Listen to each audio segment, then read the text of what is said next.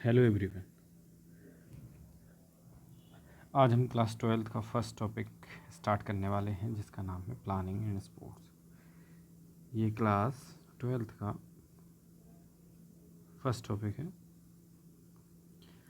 तो इसके बारे में काफ़ी चीज़ें आज हम डिस्कस करने वाले हैं। इसके सारे टॉपिक्स में से कुछ टॉपिक्स आज हम इस चैप्टर में डिस्कस करेंगे। इसको हम पार्ट फर्स्ट भी बोल सकते हैं, क्योंकि सेकंड पार्ट में मैं पिक्चर्स को थोड़ा डिटेल में अच्छे से कंप्लीट करूँगा। आज हम थ्योरेटिकल चीज़ें आज कवर करेंगे। जैसा कि आप जानते हैं, प्लानिंग इन स्पोर्ट्स में प्लानिंग का क्या मतलब होता है और स्पोर्ट्स का क्या मतलब होता है। स्पोर्ट्स का तो आपको पता ही होगा। स्पोर्ट्स मीन्स होता है ऐसी कोई एंटरटेनमेंट वाली एक्टिविटी जिसमें बॉडी और माइंड दोनों की एंटरटेनमेंट होता है। तो ऐसी सारी एक्टिविटीज़ क्या कहलाती हैं? स्पोर्ट्स कहलाती हैं। और कुछ रूल्स और रेगुलेशंस भी होते हैं जिनको अपन को फॉलो करना पड़ता है।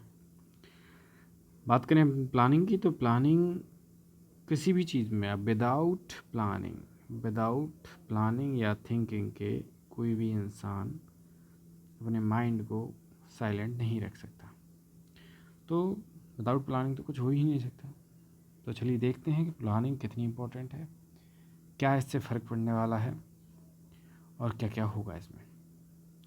इंट्रोडक्शन की बात करें तो मॉडर्न एजुकेशन सिस्टम में आजकल क्या चेंज आया है कि जितनी भी सारी चीज़ें हैं उनको प्रैक्टिकल बेस्ड पे समझाने की कोशिश की जा रही है। जितने भी सब्जेक्ट्स हैं, प्रैक्टिकल नॉलेज, प्रैक्टिकल और थ्योरी के साथ में प्रैक्टिकल नॉलेज पर ज़्यादा जोर दिया जा रहा है, जिसमें चीज़ों को और एक गेम्स और ये स्पोर्ट्स एक ऐसी फील्ड होती है जिससे किसी भी व्यक्ति को बहुत अच्छे से समझाया जा सकता है और वो खुद से भी समझ जाता है।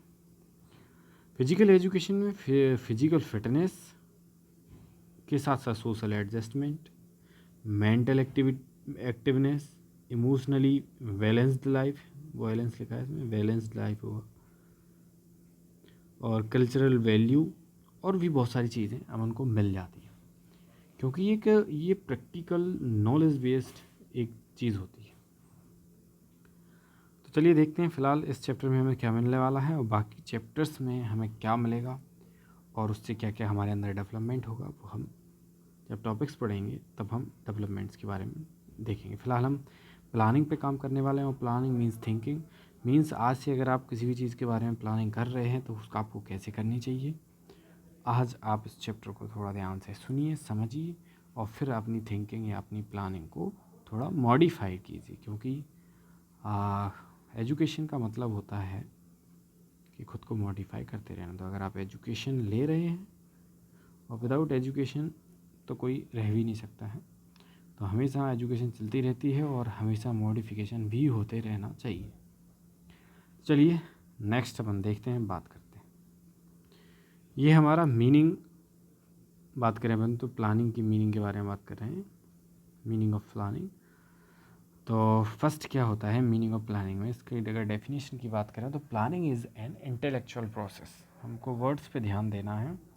क्या है सबसे पहला word? Intellectual process of thinking in advance about setting of goals, developing a strategy which are required to attain the goal efficiently।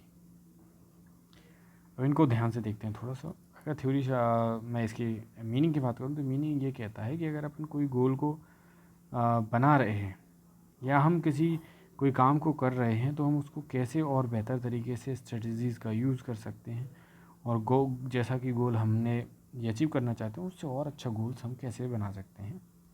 वो जो चीज़ें होती हैं उसके बारे में थिंकिंग करना, जो उसके बारे में थिंकिंग करने के लिए जो इंटेलेक्चुअल प्रोसेस है, वो सारी चीज़ क्या कहलाती है? हमारी प्लानिंग कहलाती है। तो इंटेलेक्चुअल प्रोसेस क्या होती है कि हम अपने अंदर, अपने माइंड में जो प्लानिंग करते हैं, माइंड में जो अपन प्रोसेस करते हैं उसको बोलते हैं इंटेलेक्चुअल प्रोसेस। थिंकिंग आप सब जानते हैं। एडवांस मीन्स किसी भी काम को करने से पहले जो चीज़ की जाती है उसको अपन एडवांस बोलते हैं।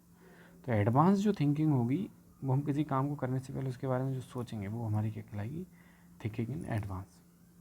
ऑफ सेटिंग अ गोल, किसी भी गोल को सेट करने में के लिए या उससे रिलेटेड कोई स्ट्रेटजी डेवलप करने के लिए, which are require to attain the goal efficiently, जिससे क्या जो हमारा गोल होगा वो हमारा क्या रहेगा और अच्छे से हम उसको पा सकते हैं। तो मीनिंग ऑफ प्लानिंग हमें बता रहा है कि हम जो भी एडवांस में जो भी थिंकिंग करते हैं या जो भी हम प्लानिंग करते हैं वो हमारी क्या कहलाती है, प्लानिंग। एडवांस थिंकिंग को हम प्लानिंग बोल सकते हैं। सिंपल वर्ड्स में बोले तो advance thinking means planning. 2 word याद रखें, एडवांस थिंकिंग। अगर ज़्यादा चीज़ याद नहीं हो रही है तो हम बोल सकते हैं। ठीक, नेक्स्ट बात करते हैं objectives of planning. Objective means होता है उद्देश्य, जो जैसा कि आप सब जानते हैं कि हम क्या इससे रिलेटेड गोल है हमारा। अगर हम प्लानिंग कर रहे हैं तो उससे होगा क्या क्या, क्या क्या हमें फ़ायदे हो सकते हैं, और हम मेन हमारा जो एम होगा वो क्या होगा। तो अगर हम बात करें तो ऑब्जेक्टिव ऑफ प्लानिंग की, तो फर्स्ट है अपना to achieve the aim of programme. Means अगर हम कोई प्रोग्राम कर रहे हैं तो उससे रिलेटेड जो हमारा एम है वो हम अचीव कर सकते हैं। मीन्स कभी कभी क्या होता है कि अगर जो लोग पहले से अच्छे से प्लानिंग नहीं करते, उनका गोल, मान लो अगर गोल उनका ए है और वो उसकी प्रोसेस के टाइम पे जब वो चीज़ हो रही होती है तो वो अपने आप को किसी दूसरी की चीज़ की वजह से मोड़ देते हैं और वो जो एम होता है वो ना मिल के उनको कुछ और ही मिल जाता है। ठीक है, तो हमें हमेशा जब प्लानिंग करें तो हम अपने गोल को थोड़ा ध्यान रख के करें। जो प्लानिंग करें उन गोल को ध्यान रख के करें। दूसरी अगर हम बात करें तो to consider the requirements of programme. Means कभी कभी क्या होता है कि जो लोग प्रोग्राम करना चाहते हैं वो रिक्वायरमेंट को ध्यान नहीं देते और एंड टाइम पे जाके उनको कुछ चीज़ों की ज़रूरत पड़ती है और फिर वो जिनकी चीज़ें उनकी वहाँ पे प्रेजेंट नहीं हो पाती। तो जब हम प्लानिंग करते हैं तो हम जो रिक्वायरमेंट्स हैं उन पर ध्यान देते हैं, और अगर हम प्लानिंग कर रहे हैं तो हमें देना भी चाहिए कि हम किसी भी चीज़ को करने से पहले हमें उसकी रिक्वायरमेंट्स को ध्यान में देना चाहिए। तीसरी चीज़ to reduce the chances of mistakes. Means अगर हम प्लानिंग कर रहे हैं तो उसमें मैक्सिमम से मैक्सिमम चीज़ें सिचुएशंस ऐसी होती हैं जहाँ पे हम उनके जो मिस्टेक्स होने वाली होती हैं वो रिड्यूस हो ही जाती हैं अगर हम प्लानिंग कर रहे हैं अच्छे से। तो नेक्स्ट है to bring up coordination. Means coordination बन जाता है या हम बना लेते हैं चीज़ों में, चाहे वो टाइम में हो, चाहे वो एक्टिविटीज़ में हो या किसी भी वर्क में हो। तो वो कोऑर्डिनेशन हमारे ऊपर डिपेंड करता है। जब हम प्लानिंग करेंगे तो उसका कोऑर्डिनेशन भी हम सुधार लेते हैं। नेक्स्ट है टू अरेंज रिसोर्सेज। मीन्स जिस चीज़ की हमें ज़रूरत है उससे रिलेटेड उस चीज़ का अरेंजमेंट कर लेते हैं और जिससे एंड टाइम पे जाके प्रॉब्लम ना आए। नेक्स्ट अगर हम बात करें to make the schedule of programme. Means जब हम प्लानिंग करेंगे तो उससे रिलेटेड क्या क्या वर्किंग है, क्या क्या वर्क हैं, उनके बारे में हम प्रॉपर तरीके से उनका टाइम टू टाइम शेड्यूल बना लेंगे कि फर्स्ट ये होगा, सेकंड ये होगा, थर्ड ये होगा, इस तरीके से। तो उससे क्या रहता है, हमारा काम जो हमारा वर्क है, प्रोग्राम है, वो प्रॉपर तरीके से चल पाता है। नेक्स्ट है to direct guide duties and various committees of various committee. Means जो हमने किसी प्रोग्राम को कंप्लीट करने के लिए कुछ ग्रुप्स बनाए होते हैं ABCD, उनको हम काम को डिस्ट्रीब्यूट करना और उनको काम डिस्ट्रीब्यूट करने के साथ साथ उनको कैसे कैसे उन कामों को करना है उसके बारे में डायरेक्ट भी करना, गाइड करना। इससे क्या रहता है, जो हमारी जो टीम्स होती हैं वो अच्छे से काम कर पाती हैं। नेक्स्ट हम बात करें to provide management and coordination. Management means हम मैनेजमेंट किसी भी मनी से रिलेटेड मैनेजमेंट हो सकता है, मैनेजमेंट हो सकता है किसी भी रिसोर्सेज का कि प्रॉपर अरेंजमेंट है। ठीक, मैनेजमेंट हो सकता है वर्किंग में, तो इससे काफ़ी मैनेजमेंट होते हैं और साथ में उनमें कोऑर्डिनेशन भी कर लेते हैं जब हम प्लानिंग करते हैं। तो बहुत सारे ऑब्जेक्टिव्स हैं जो हम जब प्लानिंग करते हैं तो वो हमारे अचीव हो जाते हैं। नेक्स्ट अगर हम बात करें इम्पोर्टेंस ऑफ प्रोग्राम के बारे में, तो इम्पोर्टेंस ऑफ प्रोग्राम में ये भी ऑब्जेक्टिव्स की ही तरह होते हैं कि अगर हम प्लानिंग कर रहे हैं, इम्पोर्टेंस ऑफ प्रोग्राम नहीं होगा, यहाँ पे होगा इम्पोर्टेंस ऑफ प्लानिंग। प्लानिंग की क्या क्या इम्पोर्टेंस है उसके बारे में बात करें तो प्लानिंग और ऑब्जेक्टिव्स लगभग सेम ही होते हैं। जैसे मान लो अगर अपन प्लानिंग कर रहे हैं तो उससे क्या क्या चीज़ें हमें मिल सकती हैं, क्या क्या इंपॉर्टेंट है। पहली चीज़, हमें एक डायरेक्शन मिल जाती है, एक सही डायरेक्शन, गिव्स डायरेक्शन प्रॉपर मिल जाती है। जो प्रेशर होता है हमारे माइंड पे वर्क्स का, वो प्रेशर हट जाता है, रिड्यूस हो जाता है। नेक्स्ट बात करें, डेवलप क्रिएटिव आइडियाज़, मीन्स कुछ नई नई चीज़ हम जब प्लानिंग करते हैं तो कुछ नए नए चीज़ों पर भी दिमाग जाता है और उनको हम क्रिएटिव आइडियाज़ के रूप में चेंजेस कर लेते हैं। कुछ चेंज करना है किसी भी प्रोग्राम में। Good control over activities, means overall जो एक्टिविटीज़ होती हैं उन पर हमारा जो कंट्रोल होता है वो कैसा हो जाता है, बेटर हो जाता है। नेक्स्ट है इंक्रीज सक्सेस। हम जिस तरीके की हमें जो अचीवमेंट मिलने वाला होता है उससे अच्छा अचीवमेंट्स हमें मिल जाता है। इंक्रीज सक्सेस के मीन्स यही है कि हमारी जो ग्लोरी होती है वो और ज़्यादा हो जाती है। नेक्स्ट इंक्रीज कोऑर्डिनेशंस, मीन्स जो हमने ड्यूटीज़ दी हैं, जो हमने शेड्यूल्स बनाया है, उनमें कोऑर्डिनेशन भी हम बेटर कर लेते हैं। एफिशिएंसी इंक्रीज हो जाती है, मीन्स फ्लुएंट काम चलता है। गुड शेड्यूल्स, एक हम अच्छा खासा शेड्यूल्स बना सकते हैं अगर हम प्लानिंग कर रहे हैं ओवरऑल चीज़ों को लेके। ठीक है, तो शेड्यूल मिल जाता है तो हम प्रॉपर तरीके से काम कर पाते हैं। नेक्स्ट टॉपिक है हमारा टूर्नामेंट, इस चैप्टर से रिलेटेड। तो टूर्नामेंट क्या होता है? तो टूर्नामेंट होता है, it is a referred as healthy competition. एक हेल्दी कंपटीशन होता है जो कि डिसाइड करता है कि बेस्ट टीम को किसी भी स्पोर्ट्स में। दूसरे अगर वर्ड्स में देखा जाए तो एक कंपटीशन जिससे हम विनर डिसाइड करते हैं या टॉप रैंक टीम को डिसाइड करते हैं, वो क्या कहलाता है, हमारा टूर्नामेंट कहलाता है। और बेसिकली आप जानते भी होंगे कि टूर्नामेंट क्या होता है, क्योंकि किसी भी स्पोर्ट्स में अगर किसी भी चीज़ का हमें अगर मोटिवेशन चाहिए या हमें किसी एक अच्छे लेवल तक किसी व्यक्ति को पहुंचाना है या हमें सिलेक्शन करना है कि इन लोगों में से बेस्ट कौन सा है, तो उसके लिए जो जिस चीज़ की ज़रूरत पड़ती है हमें वो होता है कंपटीशन। ठीक, कंपटीशन दो टाइप का होता है।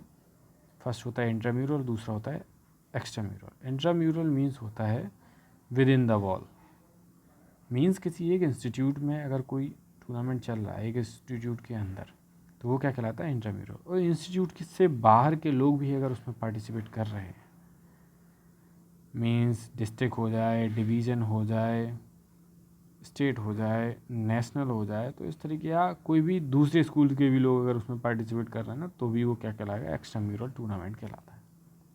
इंट्राम्यूरल मीन्स केवल एक ही स्कूल के, वन स्कूल या कोई भी इंस्टीट्यूट, और एक से ज़्यादा अगर ऐड हो जाते हैं तो वो एक्स्ट्राम्यूरल कहलाता है।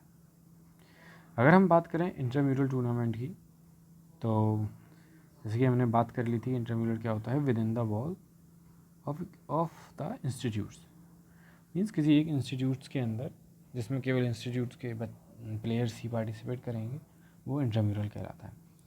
इससे होता क्या क्या है, इसके ऑब्जेक्टिव्स क्या क्या होते हैं, ये कराया क्यों जाता है? तो फर्स्ट है मास पार्टिसिपेशन, मीन्स मैक्सिमम से मैक्सिमम बच्चों में हम एक स्पोर्ट्स मैनशिप डेवलप कर सकें और उनको मैक्सिमम से मैक्सिमम बच्चों को पार्टिसिपेट करा सकें।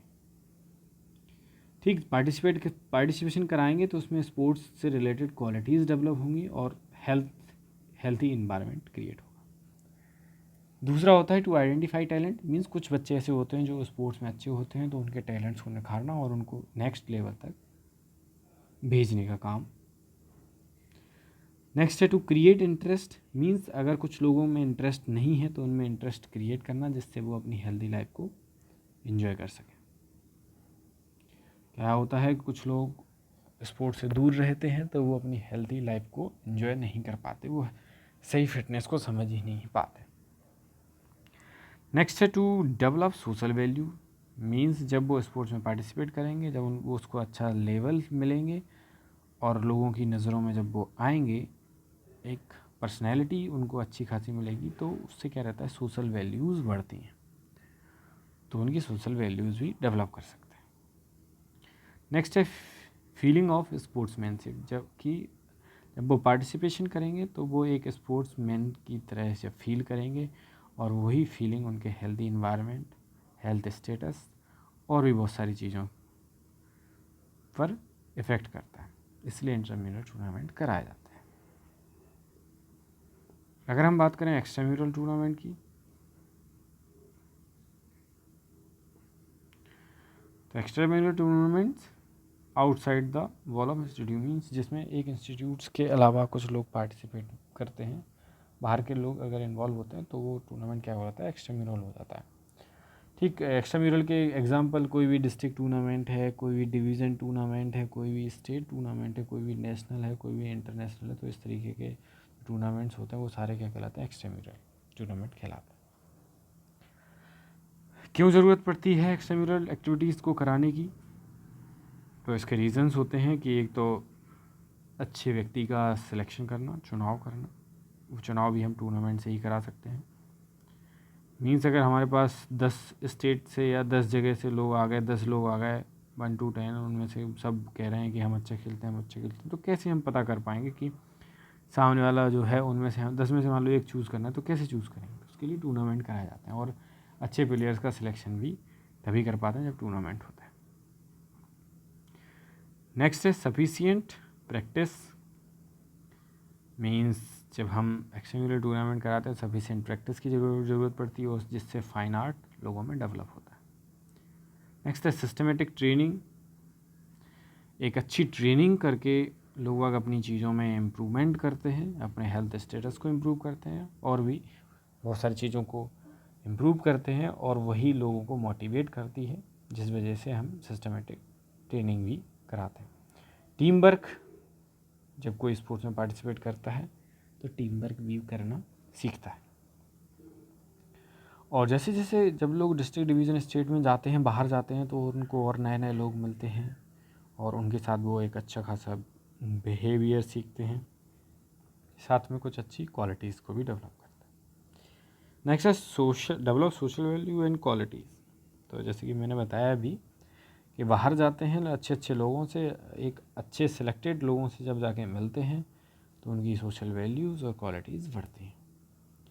रिस्पेक्टिंग रूल्स मीन्स जब हम जिस गेम्स में पार्टिसिपेट कर रहे हैं उस गेम्स के जो रूल्स होते हैं उनको हम जब फॉलो करना सीखते हैं तो हम रूल्स को फॉलो करना या रूल्स की रिस्पेक्ट करना सीख जाते हैं। ये भी एक इम्पॉर्टेंट चीज़ होती है। Develop good team ethics. Ethics word important है, और यहाँ से अगर कोई स्पोर्ट्समैन है जो सही स्पोर्ट्समैन है वो एथिक्स की वैल्यू को समझता है, और जो लोग एक्स्ट्रा म्यूरल टूर्नामेंट्स में पार्टिसिपेट करते हैं वो भी इस चीज़ की वैल्यू समझते हैं। तो आज हमने इन सारी चीज़ों के बारे में बात की,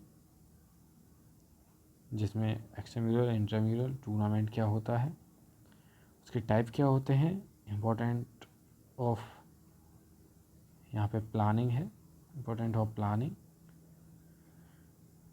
ऑब्जेक्टिव्स ऑफ प्लानिंग, इन काफ़ी चीज़ों के बारे में हमने आज बात की है। मीनिंग ऑफ प्लानिंग,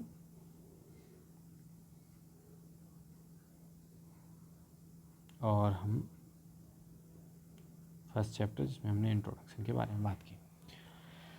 ये पार्ट फर्स्ट था। सेकंड पार्ट में हम फिक्चर्स के बारे में डिटेल में बात करने वाले हैं, तो आप रेडी रहिए, जिसमें हम सभी फिक्चर्स के बारे में नॉकआउट, लीग एंड कॉम्बिनेशन